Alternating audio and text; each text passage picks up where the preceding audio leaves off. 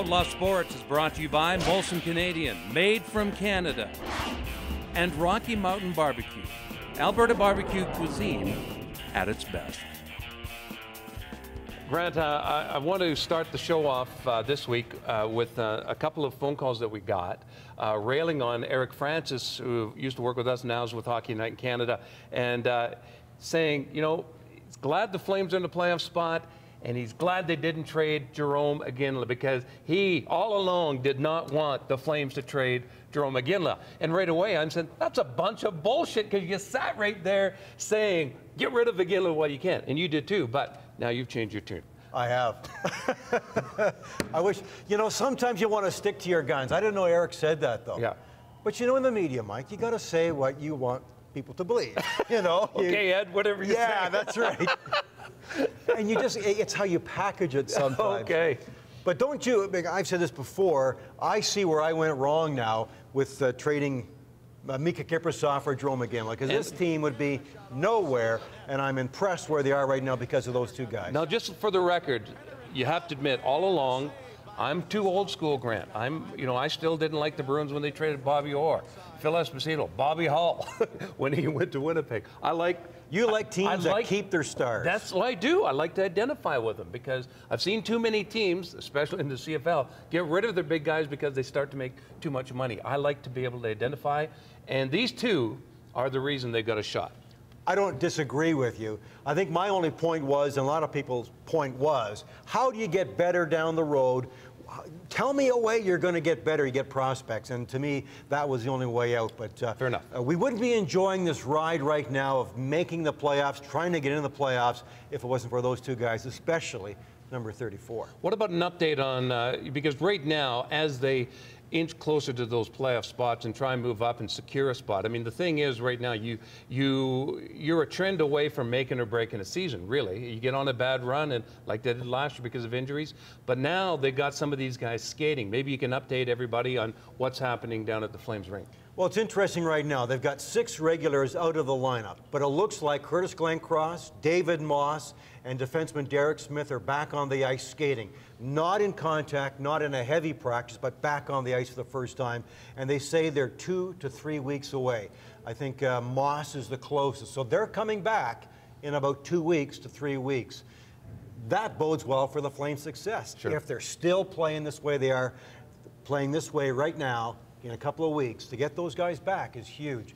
But last year, Mike, they collapsed at this time. Because of injuries. Yes, that's true with guys like Brendan Morrison and David Moss. They collapsed. But I think they let their guard down a little bit too.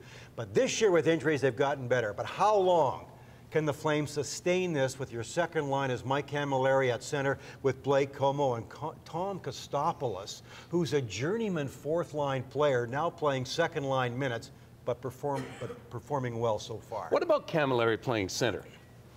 Didn't like him for the first week, but I think on that road trip, when they were in Dallas and Los Angeles, looked very good. Yeah.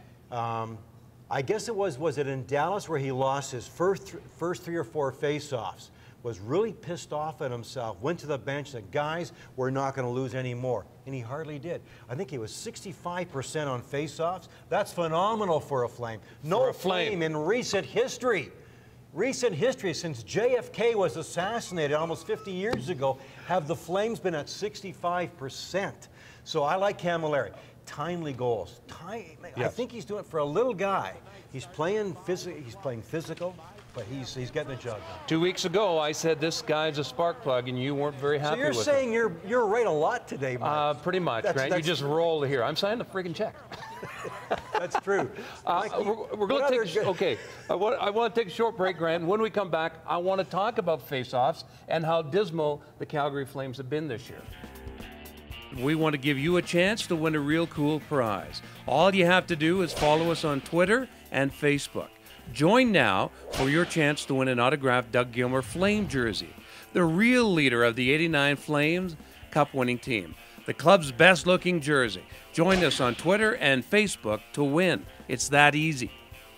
Grant, you brought up a good point about Cammalleri winning faceoffs, because one thing that I've marked down here on the computer, the Flames faceoff, Jokinen is 35th in the league in the league right now, and he's the best they got. Michael Backlund, 88th spot, and he's only winning 46% of his draws.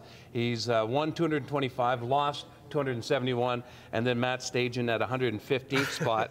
No. I think they're 30th overall. And there's only 30 teams in the league Yeah. in faceoffs. So that's a glaring point. Can they get better? Well, it's great to see Cammalleri doing that and taking that attitude, but can they get better down the line? No, they can't. Can they trade? Do you think they'll trade? Ooh. Well, let's get back to faceoffs before I know you signed the checks, but let's answer that first question about faceoffs. They're abysmal. Yeah. Here's what they have to do. What they have to do is that if you lose a draw or they kind of tie it and the puck goes to the side, the wingers have to be strong to the puck to at least retrieve it. So even if your centerman doesn't clearly win the draw, the wingers have to be there. So that's what they have to do. Camalleri's been great. Camalleri's been very good. So I think that's well. But the Flames are the worst. Is that going to get any better? Grant, probably not. How long have we said?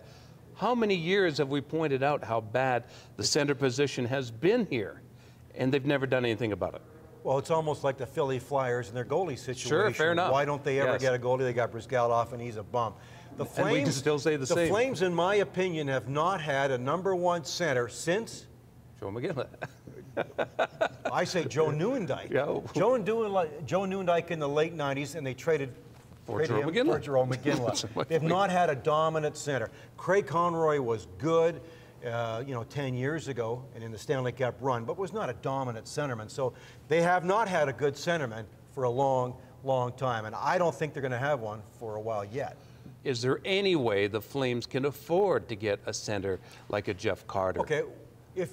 So if you're Columbus Blue Jackets and you want to dump Jeff Carter, and maybe they do. Of course they do. What do the Flames have that they want? Do they want Sven Berchi, a top prospect playing for the Portland Winterhawks right now, who's doing extremely well right now, who is probably a can't-miss NHL player? Do they want him? And yeah, maybe. And do the Flames want to give up a first-round draft pick and a Sven Berchi? Would you do that if you're the Flames? I say they shouldn't. No, but to do a Berchi for... How about Derek Roy for Buffalo? From Buffalo? Another small guy? Small guy, yeah. But good. Yeah. But good. Where's Buffalo? Where's Buffalo been? Yeah, they're like the Flames right now. We thought they were going to be a lot better. And a lot of trade rumors about Robin Regehr, too. There's talk about him. So to answer your question, should the Flames make a trade for center? I think they will. Yeah. I think that this ownership group and the trade deadline is Monday, February 27th. It's coming up. And I think the Flames management, the ownership group was saying, hey, we're at 8th place, we're in 7th place, we're in 9th place, we're knocking on the door, or we're just in the door. I think they will. So if they do something for, let's say, we talked last week about Bouwmeester. So do you strengthen one team in one area and weaken another? That's what you do. No, I think if they make a trade for a good centerman, Mike, that means they want to make a run this year. The Flames are always about making a run right now. They're not about rebuilding. They never have been, and they're not going to be for the foreseeable future. So I say to answer your question, they will find some draft picks, some low draft picks, or some prospects for the now. Here's the one thing about a Berchi or somebody like that. He, can't miss prospect, but he still hasn't played a game in the NHL with Rick Nash. But Jerome Iginla was a can't-miss prospect that never played a game in the NHL when he was an 18-year-old back in '96. So all I'm saying is these guys, I mean, at least with the Rick Nash, for example, there's a proven character player. There's a proven guy that can score.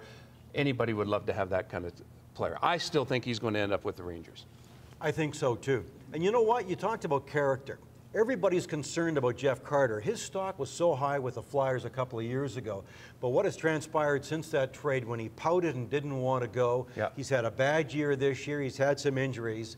A guy like Derek Roy, who's just a little bit more moxie, a little bit more drive, a little more in-your-face style, maybe that's the way to go. Maybe that's what the Flames need right now, a player like him that wouldn't cost you so much in return, and his salary's not as high. I like a Derek Roy, perhaps, even though it doesn't have the size.